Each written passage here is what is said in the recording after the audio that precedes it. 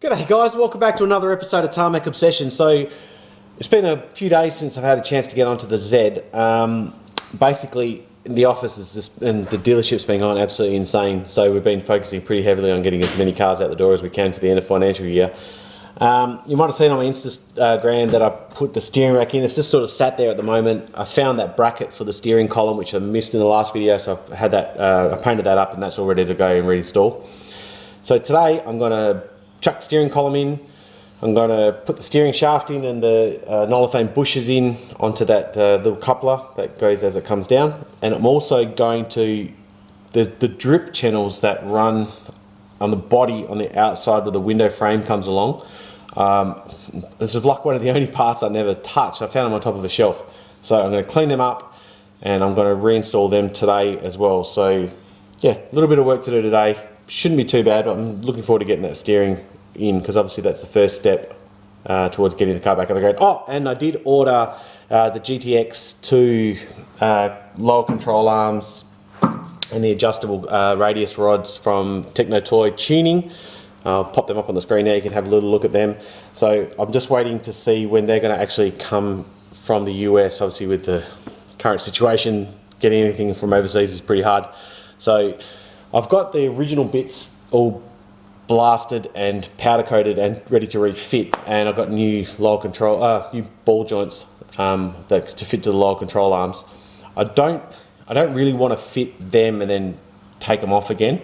I'd rather have them sort of perfect condition, put in a box, so that I've got all the original parts ready to go in case I ever need the original bits, and then just fit those bits that I just ordered. So I might do a whole bunch of other stuff before I move on to the suspension, but I do want to get the steering in and connect it up. It's just, I don't know why, but I just want to get it done. Then I've got the column in place, then I can start working on the alarm system and the central locking, and then I can get the doors, alarm system, doors back together, central locking, finish the bits I need to do in the interior, refit the dash and all that sort of stuff after I've done the trim. So yeah, so today, steering, drip channels, and yeah, if I have time for anything else, we'll get some of the other things done. So stay tuned.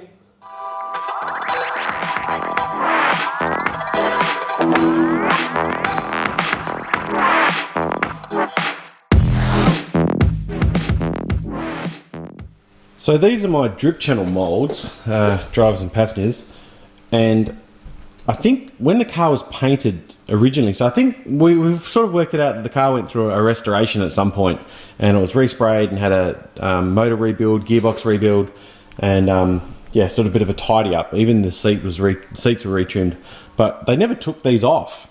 So just going around and having a look at them, I mean they're pretty good condition, but you sort of see there, if it focuses, you can see some brown paint all the way through. So what I'm going to do is I'm just going to go around. I've got my green pad there, and I've got some window cleaner, and I'm just going to go around and just going to tidy them all up as much as I can right the way through and get all the paint off and get them as polished as I can. And then I'm going to use this Eagle One Never Dull, which is a polish, metal polish, and I'm going to give them a rub over with that, and then I'm going to refit these ones. So actually, believe it or not, these are one of the only things I hadn't restored all the way through, so I found these on top of a shelf. So yeah, let's get this knocked on the head.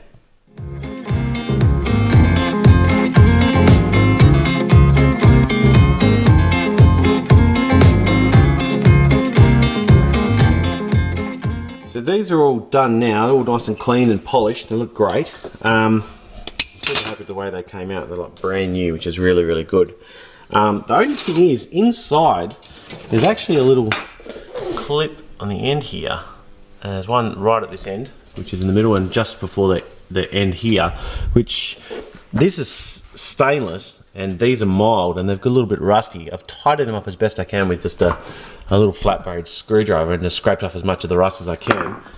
So what I'm going to do when I refit it, so I'm going to use the silicone spray to refit these, and I'm just going to hit just those stainless mild steel bits with a bit of fish oil, just so it just inhibits a little bit of rust on the way. But yeah, so anything I can't, they're actually pressed in there, so otherwise I would have got them out and fixed them, but they're actually pressed in part of the mold, and it will deform the mold if I take them out. So I hit them with a bit of fish oil, and then let's chuck them on the car.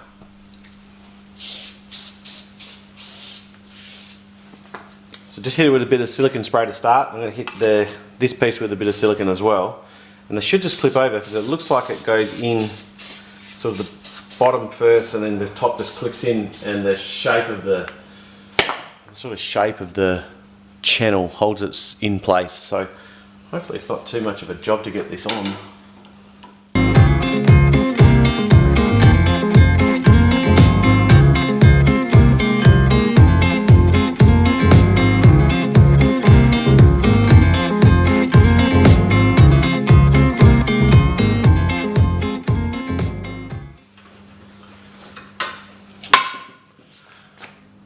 I scratched it. So as I was just tapping that on, just see it there, just got a little bit of paint off. But I should be able to just touch it up pretty easily, move on. But that is on.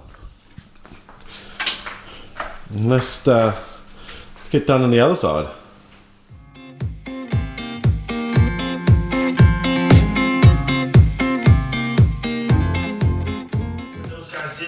That was tons easier, and I didn't scratch it. I touched up the drip channel, and you can't see it. It's actually pretty good. So, whew, disaster avoided. Anyway, let's get this steering column in.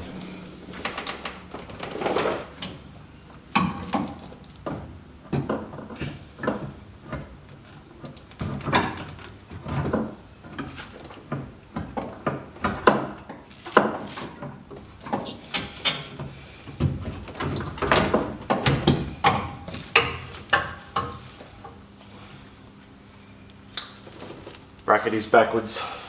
Turn this bracket around.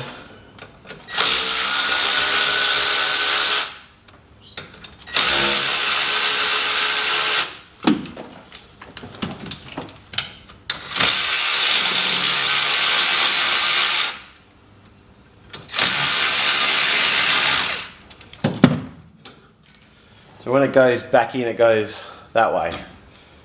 So the slidey piece the top, so I can slide into the column in case it needs to collapse in an accident.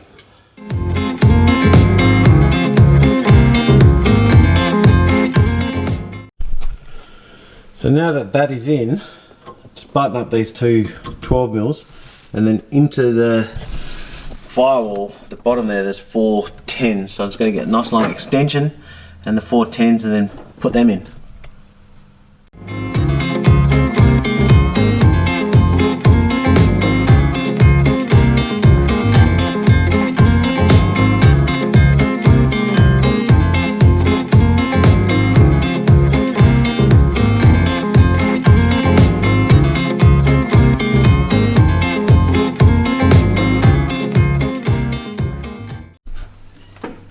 In and in. So I've got to bolt that in now. This rubber was, I don't know, it doesn't quite fit as well as that rubber. So I'm going to have a quick look at that and see why that's not fitting properly and try and get this mounted.